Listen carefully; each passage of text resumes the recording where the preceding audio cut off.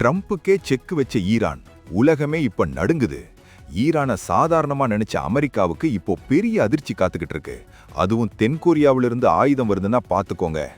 America Israel கூட்டணி Iran மேல போர் தொடுத்து இன்னைக்கு 14வது நாள். நிலைமை இப்போ கைமீறி போயிட்டு இருக்கு. ஈரான் சும்மா இல்லாம அமெரிக்காவோட நட்பு நாடுகளான சவுதி, கத்தார், யுஏஇன்னு வரிசையா அரபு நாடுகள் மேல தாக்குதல் நடத்துது. அது மட்டும் இல்லாம ஹார்முஸ் ஜலசந்தியை மூடி உலகத்தோட கச்சா எண்ணெய் சப்ளையையே பிளாக் பண்ணிட்டாங்க.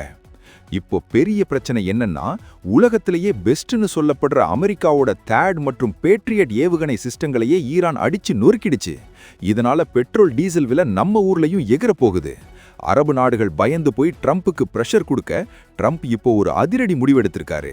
தென்கொரியாவில் அவங்க பாதுகாப்புக்காக வச்சிருந்த தேட் சிஸ்டத்தை இப்போ அரபு நாடுகளுக்கு மாத்துறாங்க.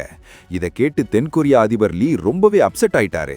நாங்க என்ன பாவம் பண்ணோம், வடகொரியா கிம் ஜாங் உன் எங்களை சும்மா விடமாட்டாரேன்னு பதறாங்க. அமெரிக்கா தன்னோட சுயநலத்துக்காக தென்கொரியாவோட பாதுகாப்பை அடகு வைக்குதோன்னு தோணுது. ஒருவேளை வடகொரியா இதை பயன்படுத்தி தென்கொரியாவை அட்டாக் பண்ணா அது 3வது உலகப் போருக்கு வழிவகுக்கும்.